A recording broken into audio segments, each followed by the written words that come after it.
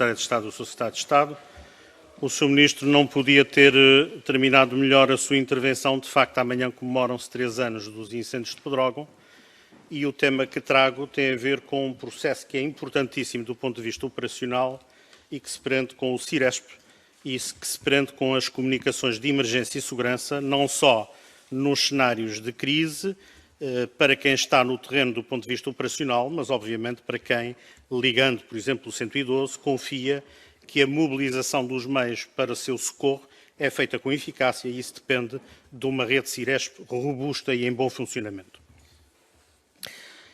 A seguir aos incêndios e, como disse bem, esta revisitação do sistema Ciresp e da sua robustez e das melhorias que foram feitas, é também uma forma de homenagear a memória dos que perderam a vida nestes incêndios e que também por isso nós tenhamos todos a capacidade de ter um sistema melhor preparado para aquilo que nos vamos enfrentar agora na época de incêndios que se aproxima. Eu recordo que logo a seguir estes incêndios o Ministério pediu ao Instituto de Telecomunicações, uma equipe liderada pelo professor Carlos Salema, um relatório detalhado, aliás foram 2, sendo que o último, mais aprofundado, foi entregue a 30 de setembro de 2017. Eu vou citar. O professor Carlos Salema diz: a rede Ciresp apresenta fragilidades inaceitáveis numa rede de emergência e segurança, sobretudo no que respeita à maioria das ligações entre as estações de base e dos comutadores, que devem ser substituídas por ligações via rádio, preferencialmente feixe-hertzianos. A 28 de dezembro, portanto, sensivelmente 3 meses depois, há uma reunião negocial entre o Estado e a operadora Ciresp, em que eu cito: discussão dos resultados de teste piloto realizado sobre a solução de redundância apresentada pela operadora com base numa solução de satélite. Conclui-se que a solução com base em feixes hertzianos aparentava ou aparentaria maior complexidade. Portanto, ao Sr. Ministro, o senhor tem um grupo de peritos que 3 meses antes lhe recomenda uma solução de interligação via feixes hertzianos e na única alusão que há a esta reunião negocial, aliás, o Tribunal de Contas faz uma menção a isto, que não há atas dessas reuniões negociais, há pura e simplesmente estes resumos que aqui estão, é o operador que sugere uma solução que vai contra aquela que o grupo de peritos que o senhor aconselhou-se, com que o senhor se aconselhou, justamente disseram que era a solução. Portanto, há aqui uma cedência por parte do operador, que é parte interessante,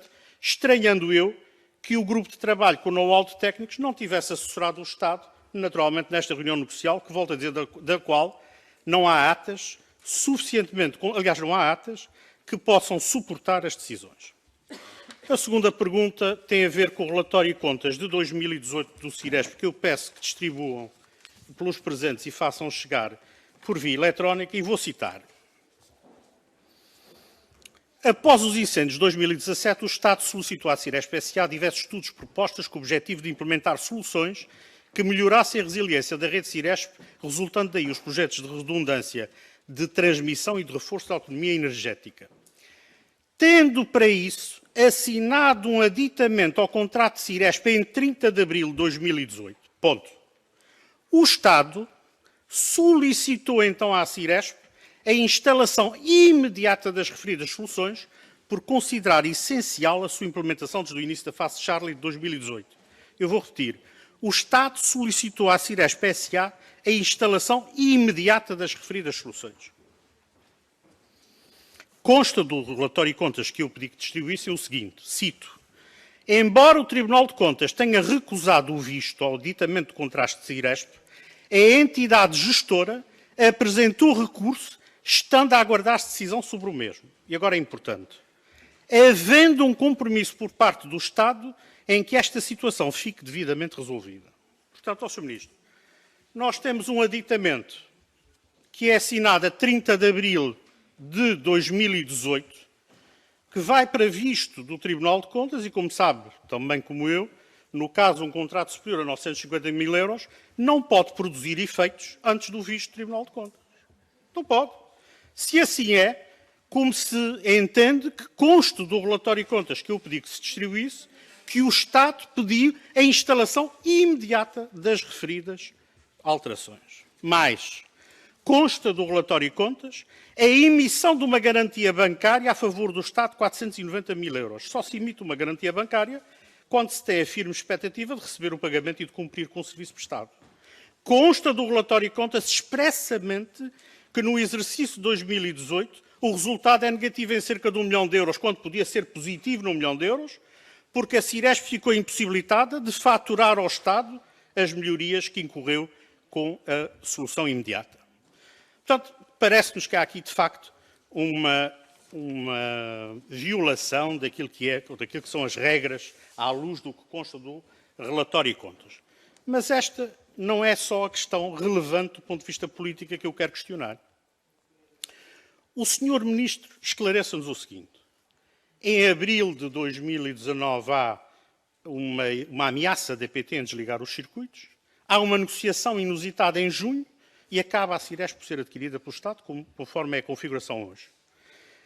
Ó Sr. Ministro, a aquisição da Ciresp da totalidade do capital por 7 milhões à Altice e à Motorola não foi a tal solução que alude o relatório de 2018 que o Estado encontrou para fazer entrar pela janela aquilo que o Tribunal de Contas recusou 2 vezes e não deixou que entrasse pela porta. Na sequência desses incêndios, a ANACOM, em 2018, criou um grupo de trabalho para estudar medidas preventivas que protejam as instalações de telecomunicações dos incêndios florestais. Iniciativa do Presidente da ANACOM e louvável. Em maio de 2018, entregou ao Governo, 27 recomendações técnicas, desde a criação de áreas de segurança, a alteração de cabelagens, a medidas adicionais de proteção para equipamentos imersos em meio florestal. Quantas destas medidas, pergunto, o Sr. Ministro deu instruções para que fossem adotadas? Outra pergunta que tenho importante. Consta deste relatório de 2018 e cito: destacando-se nesta temática torres em risco de queda, sobre as quais não pode haver intervenções, e infiltrações nas salas técnicas, contribuindo para a degradação do equipamento e mau estado de conservação e portas que atentam contra a segurança. Estas situações ainda se mantêm ou foram cabalmente resolvidas? Quinta pergunta. O senhor tem 18 geradores móveis que estão distribuídos logisticamente pelo país, sensivelmente 6 na Zona Norte, 6 na Zona Sul, 6 no Centro, admito. Geradores móveis que têm que ser deslocados num cenário de emergência para acudir a falhas de energia. O senhor aceitou, porque consta do relatório, o seguinte: no aditamento ao contrato, foi devidamente realçado que, em caso de catástrofe ou noutras situações que não é viável a deslocação devido, por exemplo, a cortes de estrada, a instalação em tempo útil do gerador no local pode não ser possível por impossibilidade de acesso. Ó, Sr. Ministro, nos incêndios florestais, o que toda a gente sabe do senso comum é que as estradas estão cortadas. O operador diz-lhe que no aditamento que o fez, que pagou dos outros geradores móveis, nestas circunstâncias não lhe garante que eles chegam aos sítios. O senhor aceitou isso? No documento que o senhor envia ao Tribunal de Contas constam cerca de 80 mil euros em licenças da ANACOM. Está no documento, é público, está na internet. O Estado, o Ciresp, está isento de licenciamento. A pergunta que lhe faço é: este valor foi pago? É que se foi indevidamente. Por lei, o Ciresp e as Forças de Segurança não pagam licenciamento por uso espectro. Mas, alguma vez desde 2006, o Ciresp faturou e foi pago pelo Estado licenciamento indevido? Finalmente, última pergunta.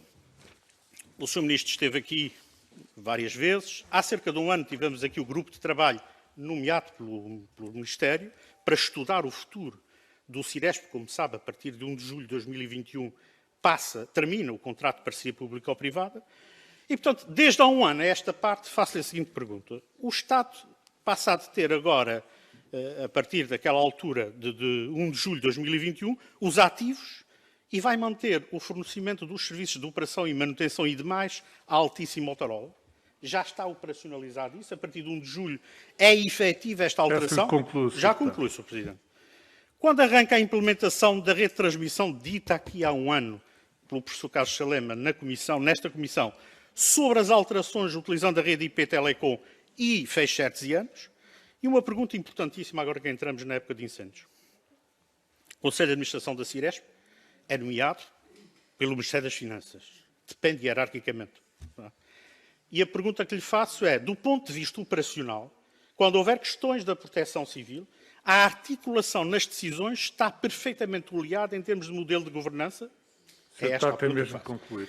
Sr. Presidente, só lhe queria dizer que deixei um conjunto de perguntas, porque admito que é complexo. Eu deixei o conjunto das perguntas para que o Sr. Ministro, naturalmente, tenha maior facilidade. Obrigado. Muito obrigado. Sr.